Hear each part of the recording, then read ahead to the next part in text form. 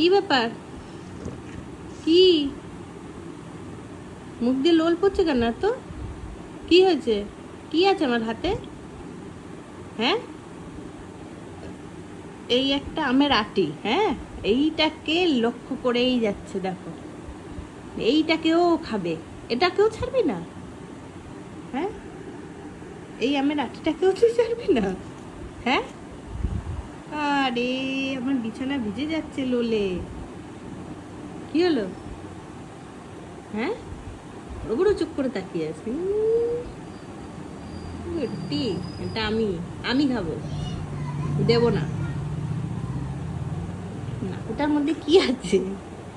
কি আছে নাকুটার মধ্যে? এটাও খাবে, দেবো না। কে এসছে আবার?